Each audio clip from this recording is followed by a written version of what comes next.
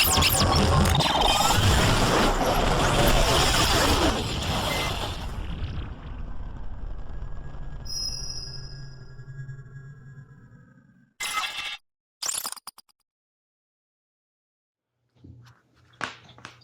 there, Miss Kimberly. Hello.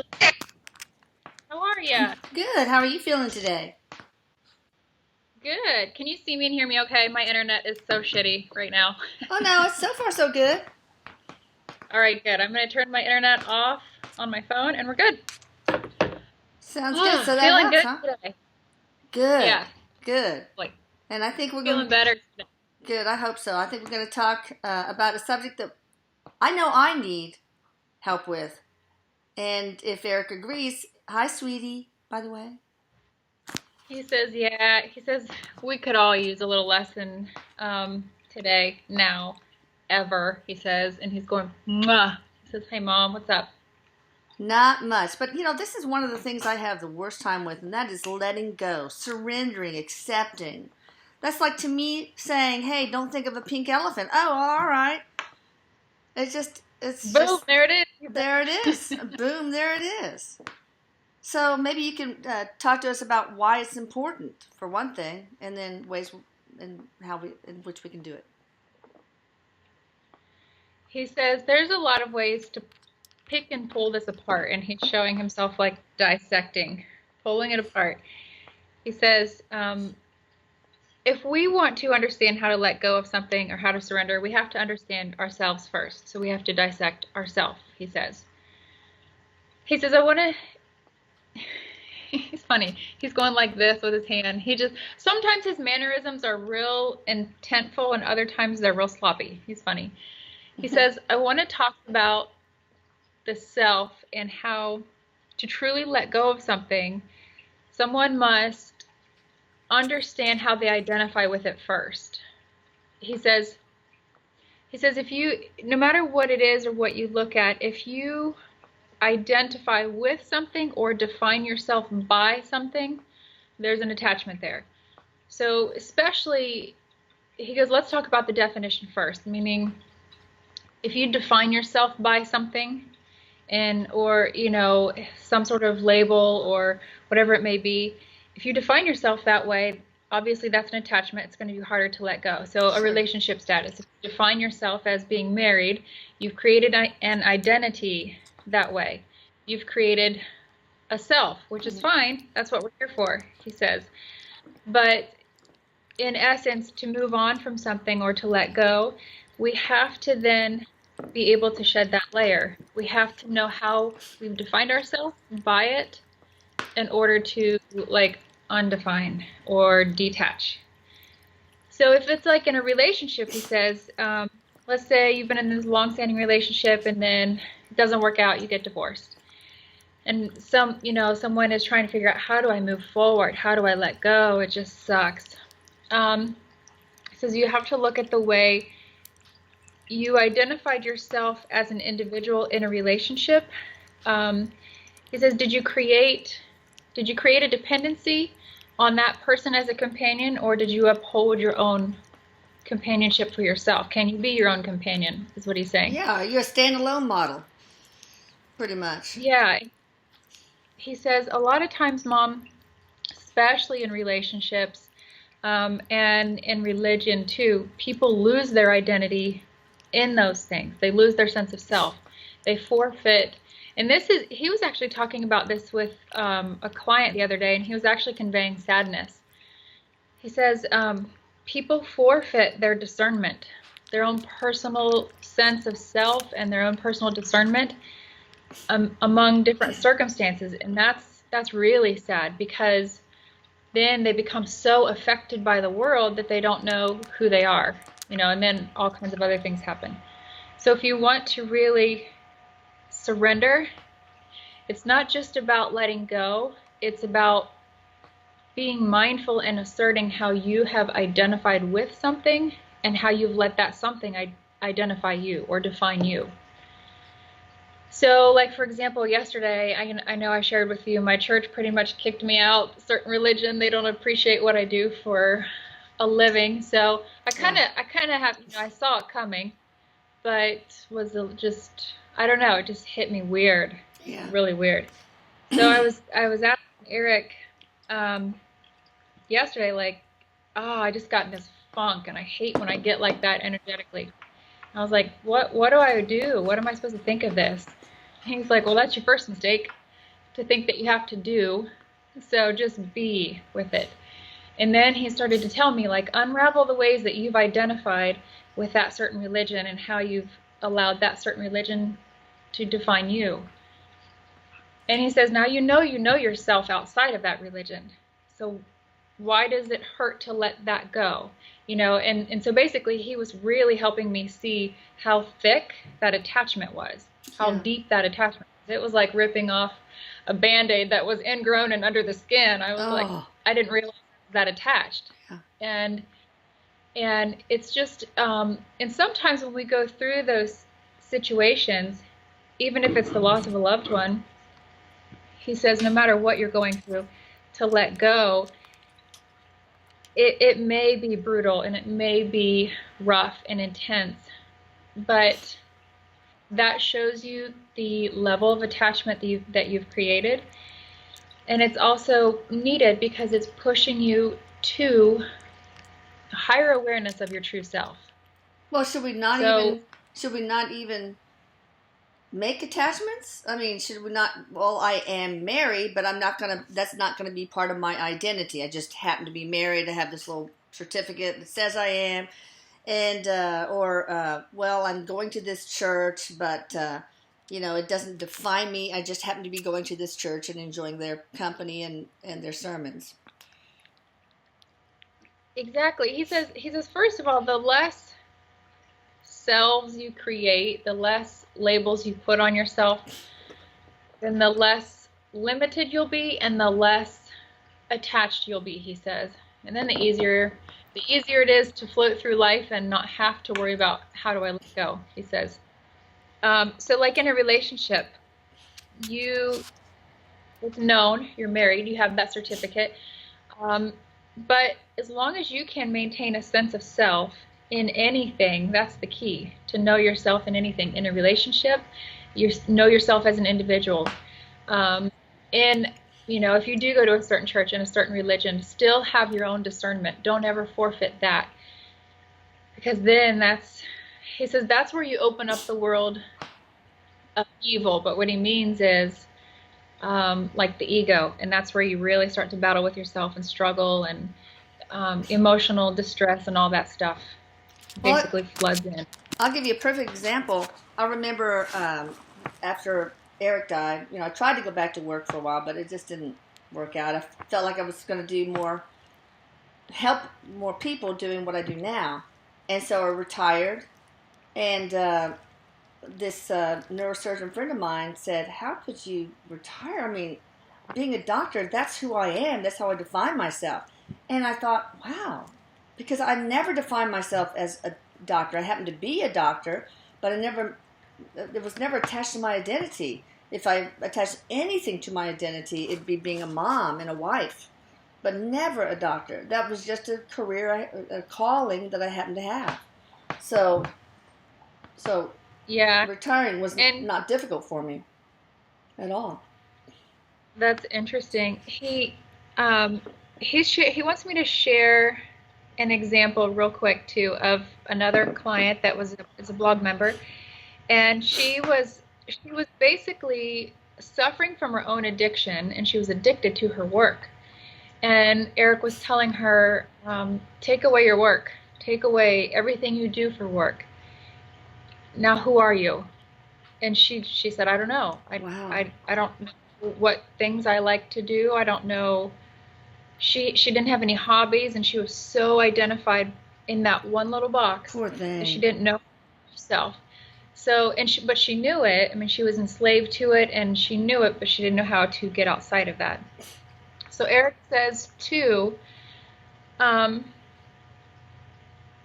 for me personally, I guess it was a lesson. He's telling me that this thing that happened yesterday at my church was also a lesson in resistance, because I was definitely in this place of resistance where, Eric and so many others are opening my mind to so much more than a certain religion. And then I go to church, it was routine. Right. We'd gone for so long. Then it became like I had forced myself to go. And I felt like I just didn't align with what was happening there. So I still went with the family. And so basically I'm living inside my own resistance. And Erik is telling me, he's like, you manifested that whole experience. So that's why I'm like, well, it's not a surprise that it happened. I'm still a little bit shocked, but what can you do? Yeah. So, and everyone's like, well, you should just tell them that what you do is good. And so it doesn't really matter. It's to remain in a place of surrender. You don't put up resistance in any way, shape, or form. Like, yeah, but let me prove my point. And I would rather foster the peace. If they're not comfortable with me there, then I don't want to disrupt their peace that way. So I would rather just surrender to the whole thing and be transparent completely. So now it's just a matter of me really being honest with myself, Erik says, in surrendering the identities I created. All these little false selves that we create in our head, like, it's the good talk and the bad talk, he says. Sometimes we talk good to ourselves. We create this happy little perfect person in our head. Other times we talk shitty to ourselves and we criticize and we blame. And we create all these different levels of ourself. And then we identify with aspects of them, like their characteristics. Yeah. He says, when we can stop doing that too and let go of that and become more transparent, being just in the moment with everything and accepting it is mostly how you surrender, he says. He kind of like shrugs his shoulder. And knowing how you've defined yourself. Yeah. So, and that can be a limiting thing, he says. And resistance, like you were living in your own resistance. Resistance, what resists persists. It's the key to suffering. When you resist and resist and resist and resist, you suffer. Like when I lost Erik, there was a lot of resistance I had to live through, and it made me suffer even more in my grief. So maybe you can talk to that about how to let go of the grief, the loss of a loved one. That's a hard one to let go of, the physicality and all. I mean, I still have trouble with it. I feel at peace that you're happy, and I know you really exist. There's no doubt in my mind. But I miss the physicality. I miss the face-to-face combos we used to have, and the hugs and things like that. So how can a person let go of that? Because a lot of our listeners have lost people that they love. Yeah. And he says with his hands, he says, you ready for the tall order? Because this is going to be a tall order. Oh, yeah. It requires heart and strength, he says. To truly move through and let go of your grief, or rather, he's going back and forth between the mind games that we play, thinking that grief has a hold of me, or I have a hold of grief. He said, which is it? Which is it? Because oftentimes we think, I just can't get away from this, like it has attached to me. But in reality, we have attached to it as our identity. Even in the loss of a loved one, even if he's laughing at me. He says, even in getting kicked out of your church, when you can accept what happened or be with, the circumstance, without employing the emotions, that's, you can know it first for truly what it is, and then be able to move forward. But as soon as we pick up and employ the emotional thinking, then it's related to time, which then pulls us out of the present moment and just exacerbates, he says, makes it worse, makes the whole experience worse.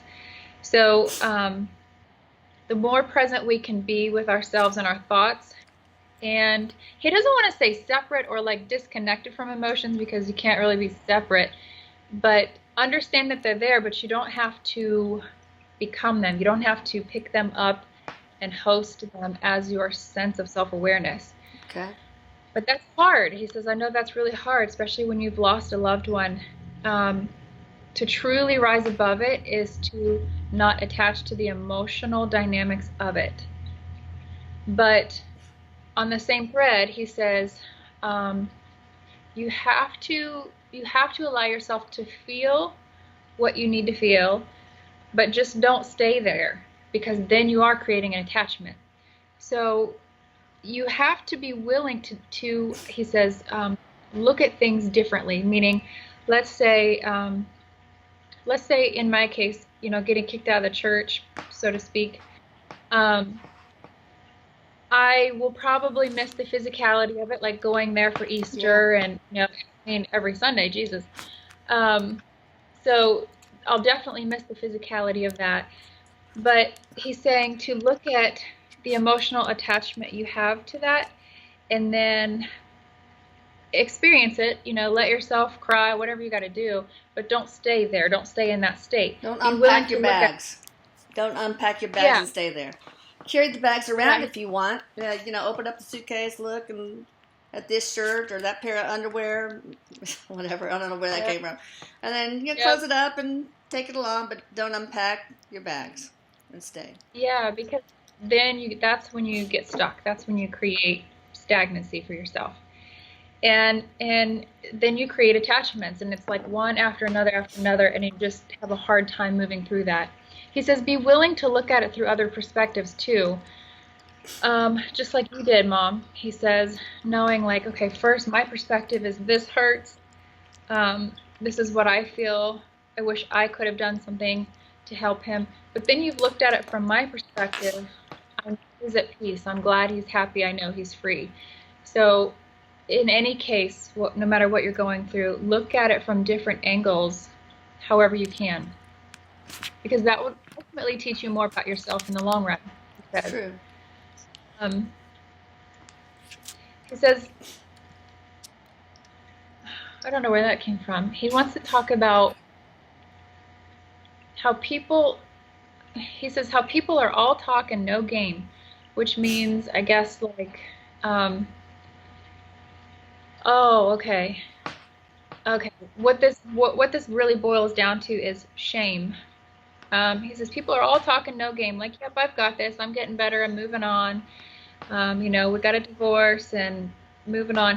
He says, so people, they get to that point. It's just a phase, like where they're all talking no game. What he means is like they're really hiding pain or trying to stifle emotions. Yeah, because they're carrying shame. Yeah. What? Shame over what? Well, he says they've identified with a circumstance like, oh, I'm the one that got divorced, or I'm the kid with no dad, or he says then they start to carry shame. So you have to in the deepest sense have an identity and an awareness of self outside of everything. That way, as you move through these stages, he says, you can move through them without them identifying you and grounding you in these phases, meaning like creating stagnancy and getting stuck through these different phases. He says, as long as you're willing to be honest with yourself, no matter who it is, you'll be able to move through these phases effectively. But if you think you can lie to yourself and stifle it, he says, I promise it'll surface sooner or later. It'll come back sooner or later. You might develop anger issues. You might develop bipolar issues because you've stifled it for so long, and then something that is just even slightly energetically related will just set you off. So in turn, we're gulping. He shows like this big gulping all these different circumstances and energies that are related. We've created a self. We've created a self that knows itself as someone who's lost a loved one. And then when something similar happens energetically, and we don't want to feel it, we just stifle it down. And so we kind of like build up that little self. And then we have this deep-seated energy tied to it. And it is an illusion. So it needs your attention to exist. So that's why it's always like surfacing and resurfacing, he says. That's why you see people that just want to snap because they haven't come face to face with, or people that just break down. He's like showing this lady going, oh my gosh, like crying. So he says when people just at the drop of a hat, go off the charts with their emotions, it's because they haven't processed. They haven't allowed themselves to process. Right. But I don't. I did create a self of I'm a mother who lost a child in a very horrible way, but I don't identify with that as much anymore. I mean, it's not a label. It's not an identity anymore. It's just an experience mostly. It's an experience. So maybe Yeah. we can start instead of attaching a label to ourselves. I'm a doctor. I'm a parishioner at this such and such church. I'm a mother who lost a son. Maybe we should just say I'm a Lisa who had this experience. I'm Kim who had this experience. Is that the way to go about it? He says, exactly, Mom, because then you can stay free from, or at least freer, he says, from the emotional attachments That's right. to any situation. And he says in this real funny voice, he says, those will get you every time. That's what So, gets you every time. I get to see him. yeah, Are there any good yeah. attachments? Is that the root of suffering, or is it the resistance to the attachment that is the root of suffering? He says, well, attachments create resistance. So attachments are the root of all suffering. Okay. Um, Or are there any good attachments? Is there any such thing as a good attachment? he says he's going back to his old concept of there's really no good or bad. It's just Or is there if there's an any? attachment, Yeah. it'll create suffering. But he says the true essence of me, Mom, or the true essence of anybody, um, has no attachments at all. That's complete peace, complete freedom. So I'm trying to get him to answer the question, are there any good attachments? And he's Or kind of are there like, any attachments that don't create suffering? yeah, that's a good question. He says no. Really? I said, Wow. well, what about my dog? I love my dog and I love to love him and we have fun and we play. He makes me happy. He's like, yeah, but when he dies, you're going to There we hurt because go. you're so attached. Yeah, that's true. So, okay. So then I asked him, I said, well, what if you're just attached to love and you're just obsessed with like loving everything? Yeah, what's Like, wrong with how could that? that be hurtful? And he says, well, I guess the way I asked him that vibrationally shows again an attachment to it being a certain way. Like if you go and just love and spread peace everywhere and that's your thing, that's how you know yourself. He says it's not really an attachment. Love, like actual love and that vibration can't hold an attachment. So just bear with me in thought here. He's like literally showing me like this tube, like this stream of energy, like just a bunch of little particles like floating around real fast, and they're real close together. And so this he's defining as love, and then he tries to put inside of those particles, he tries to put any sort of attachment, and it just keeps falling out. Like it just can't stay there. Okay. Because love is the freest thing there is, he says. And he's talking about too how he's going into the ego, how we get fooled by, even if we're attached to being happy, that happiness is most likely, he says, you got to be really mindful. It's most likely ego-based, meaning it's connected to circumstances, and ego needs events and circumstances to exist. So therefore, it's an attachment that will pass away and then create suffering. The only thing that won't pass away is love. So stay in love, and you're free of all attachments. You're free of all suffering, he says. So how you said this other woman who was addicted to her work, you asked her, what are you without work? What are your likes and your dislikes? Well, how would Kim or me, your mama, see ourself without attachments? Is it like, okay, here's what I like kickboxing. That's an attachment too, isn't it? I mean, what does it look like? Who are we without our attachments? Go with either Kim or me, baby. Who are either of us without those attachments? What does that look like? Yeah, he's showing a pure energy body, just pure energy. Even the physical body is an attachment of self that we've True. created, an identity, and so on. So kickboxing, um, he goes fur baby mama, mom, doctor, whatever ways you define yourself. All the hobbies, camping, anything that you love to do, push that all aside.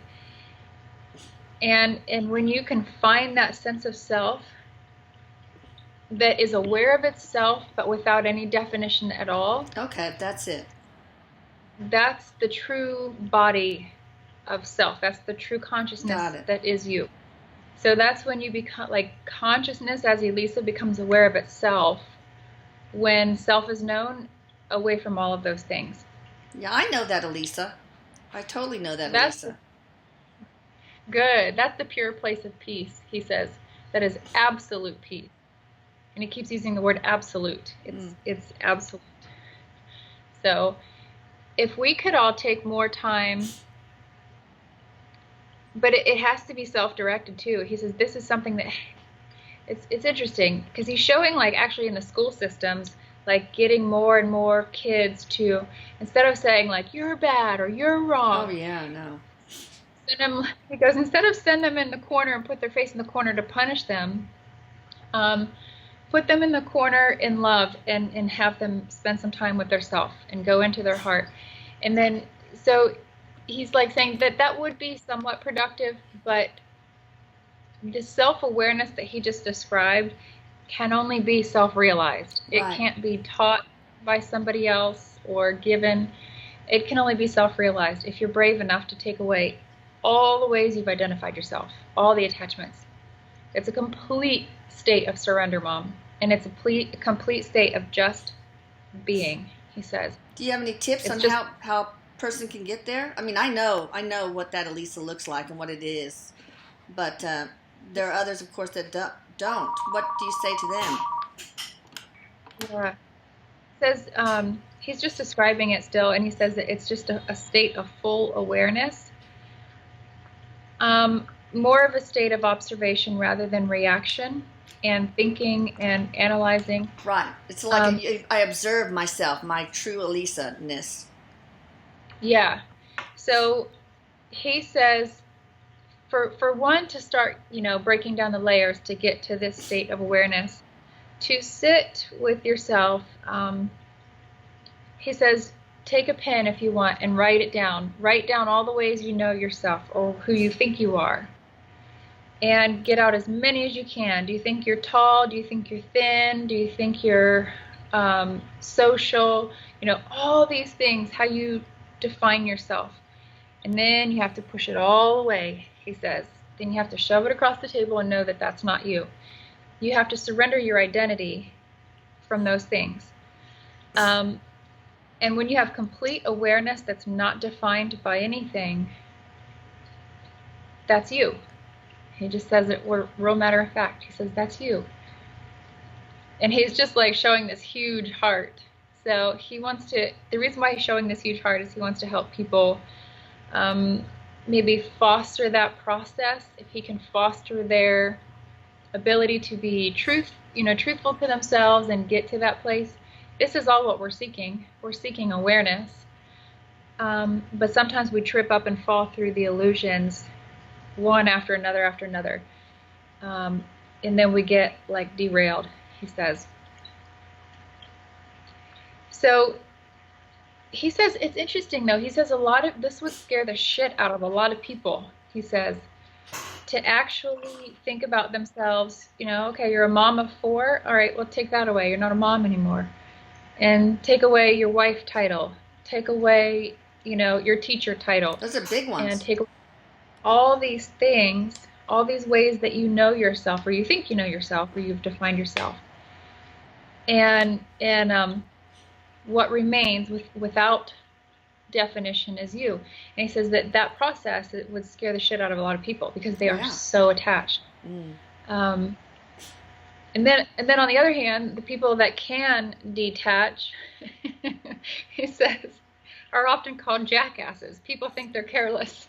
Oh, like, oh, that if you're a teacher and you get demoted or you get fired, if you're really rooted in I am a teacher, then you're going to suffer a lot. But if you're like, you don't attach that label, it's like, I'll find another job.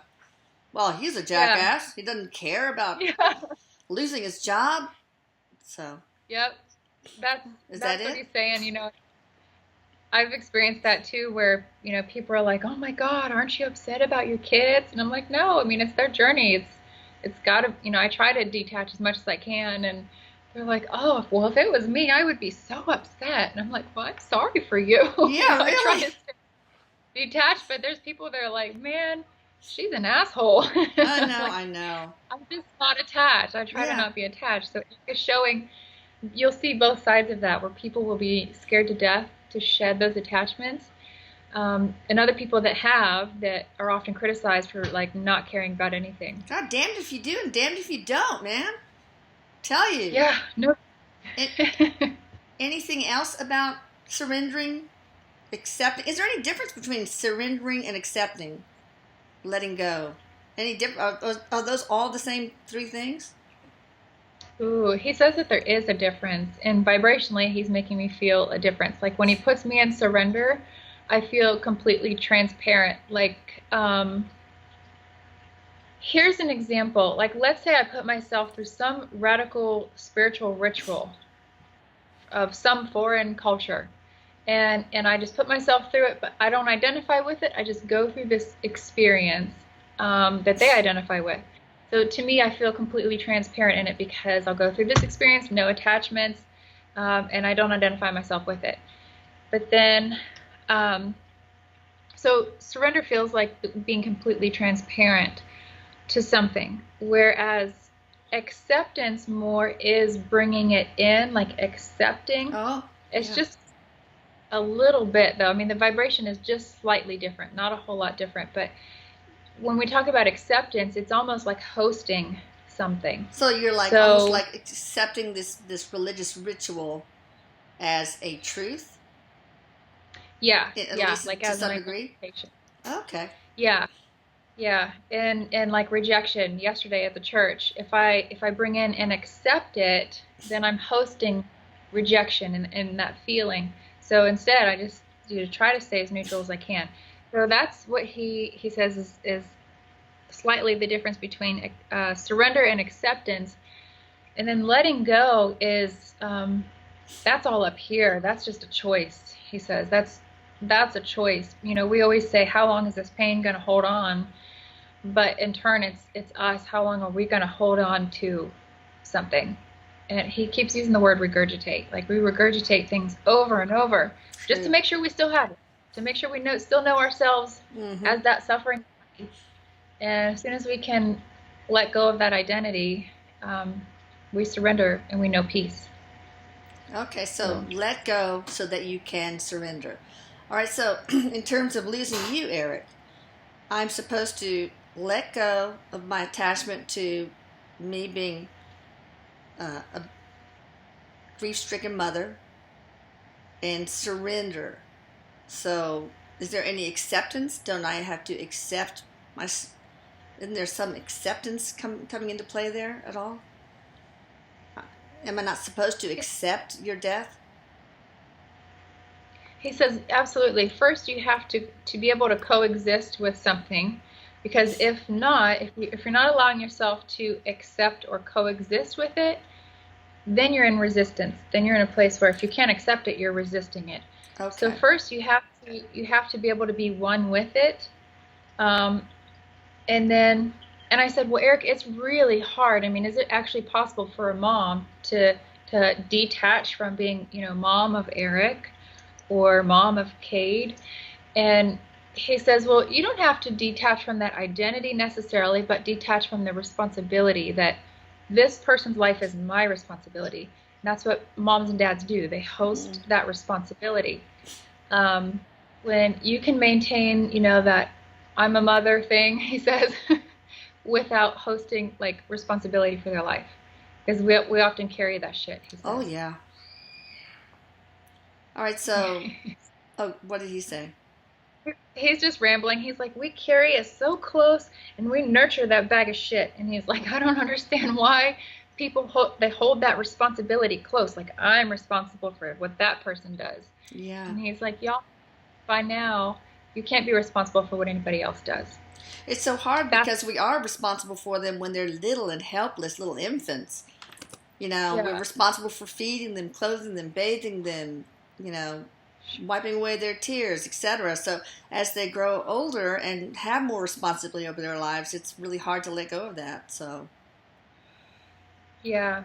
He says compassion without pity is key to not coming into the place where you start to host that yeah, responsibility. But he's talking about too, you have to be he says you have to be smart about it as they grow and maintain their own discernment or develop their own discernment, and become self-reliant. Then we detach and know that they're their own person. yeah, they're going to So stumble, they're going to fall. We hate to see it, but we don't want to pity them because when you pity somebody, you're saying that you don't have faith in them to overcome, to prevail. he's like listening to you. He's like, I want to listen to her talk now. No, I mean it's true. You want compassion. Uh, but anyway, back to accepting. So acceptance is the opposite of resisting. It's letting go of that resistance, right? Is that what you're saying? Yeah, that's what he was showing. Like he was showing when you're in a place of acceptance and like when you allow yourself to just coexist with something, if it's a terrible event, if it's the loss of a job, you just allow yourself to be with that experience. Then you're in a good place. If you can't accept it, or if you don't allow yourself to coexist, or you have to prove why you're right and that's wrong, then you're in a state of resistance, and then you're just feeding your own suffering. And He says you you're have to just. accept in order to surrender. Then is that what you're saying? He doesn't like the word accept. He goes to accept and then he changes the word to coexist, Okay, like to be coexist. with All right. For to example, be with it. with Kim's situation, she needs to accept slash coexist with the experience of what happened to her being kicked out of the church in order for her to surrender and totally let go of it. He says, yep, she does.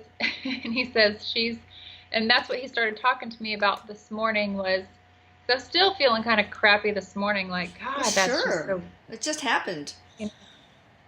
And so he was actually telling me, and he's saying it again now, like Kim's actually dealing with figuring out why she's not accepted. Because I went through this whole phase as a medium where everybody thought I was a witch, so I had to hide it, and Terrible. that sucked. But then, kind of went back into that emotional state yesterday where I'm like, oh man, so he's like, why do you need acceptance from that place? Why do you need to feel accepted by them?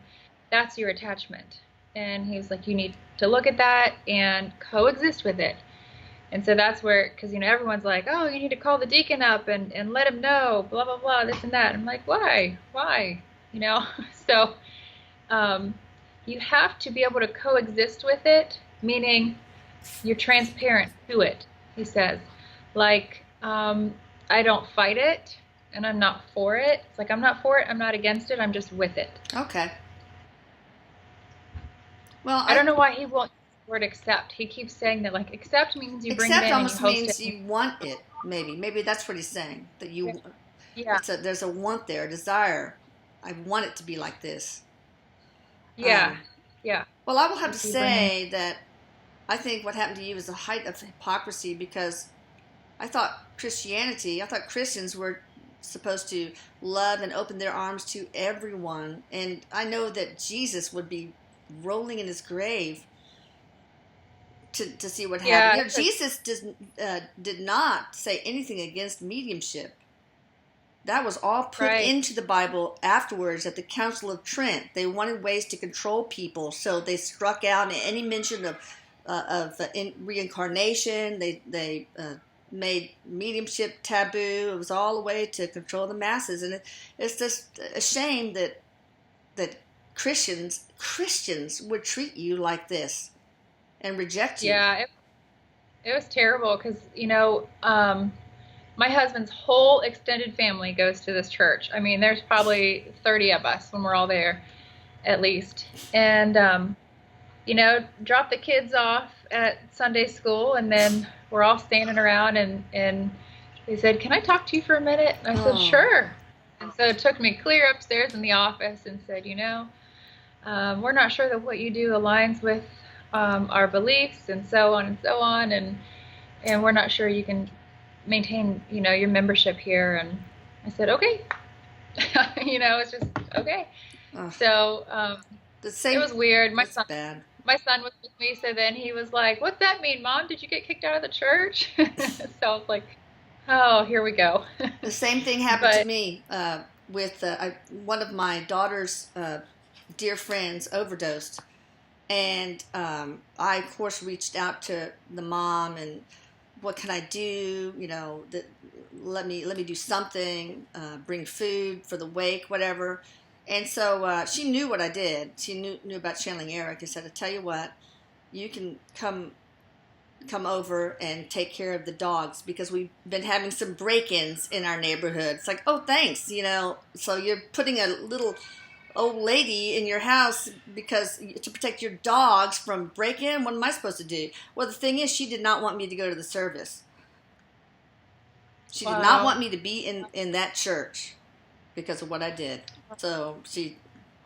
So sad. It's so sad to me because, yesterday I just kept opening up to Yeshua the whole time, because I went for a walk outside, tried to get to feeling better, and nothing just helped. And I was angry, frustrated, confused, hurt, and I just kept hearing from Yeshua that many will hate you in my name, which is funny because,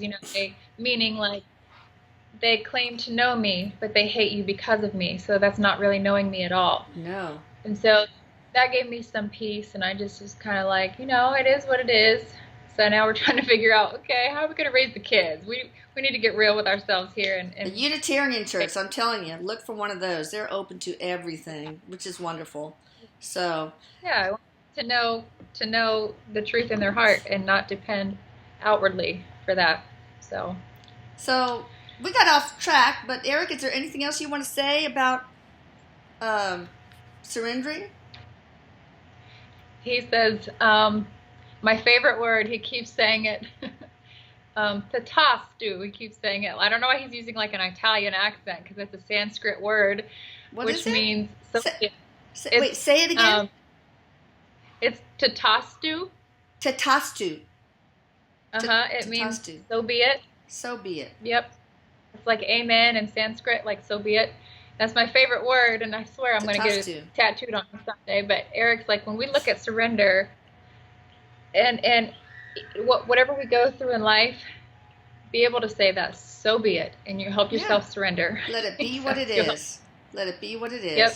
And to try to look at things as experiences instead of attachments. I think that's probably one of the easiest ways for me to look at it. That's an experience. It's not part of my identity. I'm not attached to it. It's just something I'm experiencing. So. Yeah. He says one more thing I want you guys to think about. He says, when you go through life and shit happens, because it will, that's life, instead of saying,